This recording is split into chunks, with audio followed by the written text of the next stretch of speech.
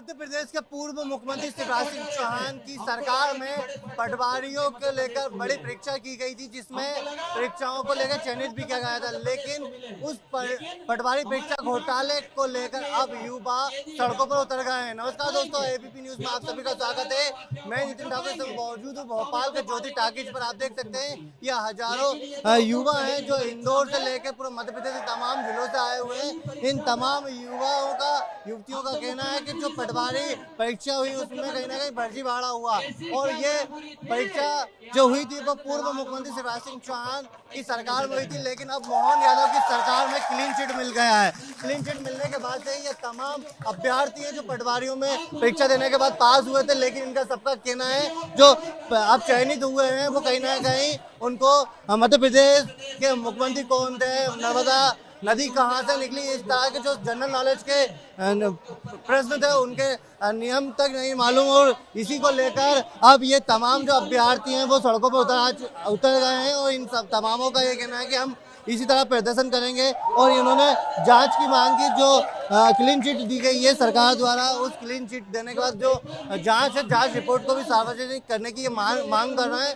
फिलहाल तो आप देख सकते हैं भोपाल में ज्योति टाकीज पे तमाम अभ्यर्थी हैं, हड़ताल कर रहे हैं, और हम इनसे बात करने की कोशिश करेंगे। अभ्यर्थी क्या नाम है आपका? मेरा नाम हिमांशु शरणागत है। मैं बालाघाट ज़िले से हूँ और मैंने पटवारी एग्ज़ाम दिया था जिसमें फर्जीवाड़ा हुआ है। एक बहर तरीके से मैं किसान का बेटा हूँ जिसने 15 लाख का व्यवस्था नहीं कर पाया, और मेरे कारण जो ये फर्जीवाड़े हैं जो 10-10, 15-15 लाख कारण मेरी एक सीट चली गई, जिनके कारण जिनको नाम लिखते नहीं आ रहा है वो आज पटवारी की वैकेंसी लेके बैठा है और मैं यहाँ पे बेरोजगार घूम रहा हूँ।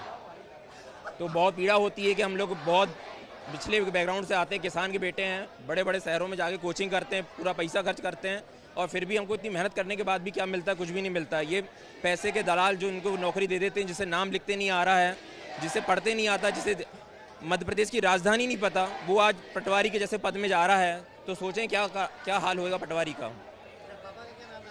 पापा का नाम है धनराज शरणागत है जी। हाँ सर, 5 बीघा एकड़ ज़मीन है। बहुत मुश्किल से हम लोग फाइनेंस करके पढ़ते हैं। सर मेरे 128 हैं। सर यही है कि हम दोबारा जांच की मांग कर रहे हैं सर आज यार, ताकि इनकी नियुक्ति रोकी जाए तुरंत, और जो फर्जीवाड़ा हुआ है उसको, जो फर्जी लोग हैं उनको निकाला जाए और SIT बैठाई जाए, उनकी टेक्निकल जांच हो सर। ये कि जो क्लीन चिट दे दी गई है जिसमें कुछ भी नहीं देखा गया इन लोगों ने कि क्या हुआ है फर्जीवाड़ा, कुछ भी नहीं देख के बिल्कुल क्लीन चिट दे दी और उनको नियुक्ति दे रही है सर। ये बहुत गलत कर रहे हैं सर। पूरे युवाएँ आक्रोशित हैं।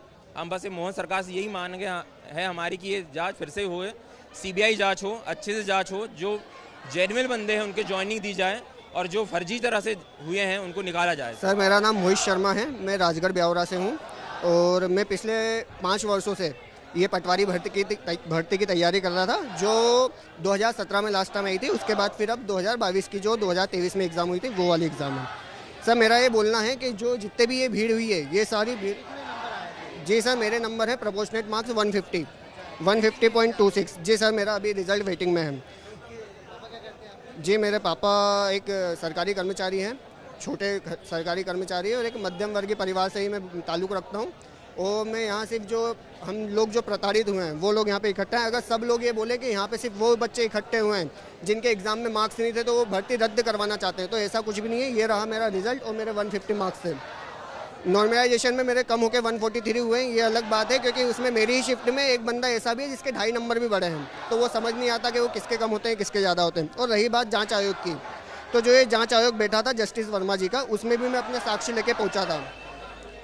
तो जस्टिस वर्मा जी ने मुझसे बोला कि आप बस वो चीज़ बताइए जो आपके काम की है, जिससे आपको फ़ायदा हो सके। तो 4 ऐसे क्वेश्चन थे जो इंग्लिश मीडियम में सही थे, पर हिंदी मीडियम में उनका अलग उत्तर आ रहा था। तो वो क्वेश्चन मैंने उनको बताए, पर उन लोगों ने मुझे ये जो कागज़ दिया, ना तो उसमें कोई सील है ना कोई स्टैम्प है, तो मुझे ये भी अभी प्रूफ नहीं है मेरे पास कि हाँ मैं वहाँ पे गया था।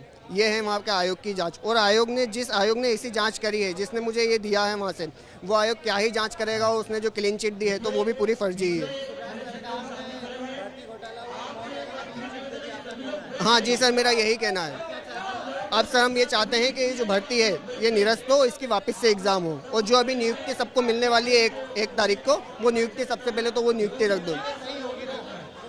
नहीं, जितने भी सर जो टॉपर्स है, जो अभी तक आए ही नहीं है, जो अभी तक मीडिया के सामने नहीं आए, न्यूज़ चैनल के सामने नहीं आए, किसी भी पॉडकास्ट में नहीं आए, किसी को उन्होंने इंटरव्यू नहीं दिया है, जिन्हें ये नहीं पता है कि एमपी की राजधानी क्या है, जिन्हें कुछ भी नहीं पता है, जो ये नहीं बता सकते हैं कि नर्मदा नदी कहाँ से निकली हुई है। एमपी की जीवनदायिनी है नर्मदा नदी, उनको ये भी नहीं पता है नर्मदा नदी कहाँ से निकली है, और वो टॉप 10 में है, उनको एडीयू पोस्ट मिली है, जो कि एक अच्छी पोस्ट थी पटवारी से। तो सर ऐसे लोगों को ज्वाइनिंग मिल रही है, क्योंकि इनको 24 तारीख को डीवी हो चुका है सबका, और 1 तारीख को इनको नियुक्ति पत्र मिलेंगे। तो फिर तो मध्य प्रदेश तो खतरे में ही है सर, अगर बाकी ये हम सब जैसे यहाँ पे बैठे रहेंगे और उनको ज्वाइनिंग मिलेगी तो।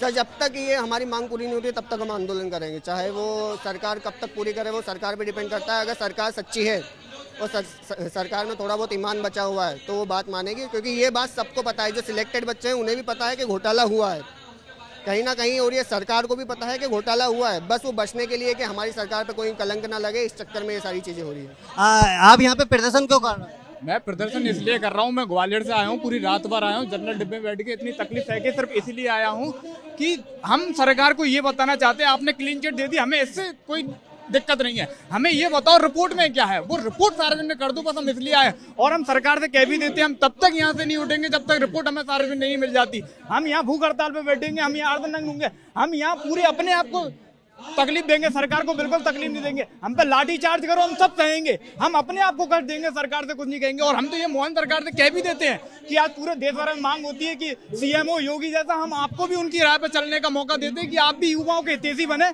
और बस हमें रिपोर्ट सार्वजनिक करके दे दें, रिपोर्ट में जो भी हम स्वीकार करेंगे, पूरी क्लीन चिट हम सब स्वीकार कर इस लेंगे। तरह से योगी आदित्यनाथ ने पूरी रद्द कर दी, इसी तरह मांग कर रहा मोहन यादव। जी बिल्कुल हम ये मांग करते हैं, तब अभी सरकार ने इतनी जल्दी में इनको नियुक्तियां दी है, हम ये मांग करते हैं कि पहले तो इस पे स्टे लगा दिया जाए तुरंत, और हमें उस रिपोर्ट को सार्वजनिक करके हमें छात्र तक पहुंचा दिया जाए। उस रिपोर्ट में एक मांग होती है सीएलआर की, सीएलआर में ये होता है कि एक स्टूडेंट ने एक क्वेश्चन कितने समय में लगाया, इससे पता चल जाता है कि वो बच्चा जेन्युइन है या नहीं है।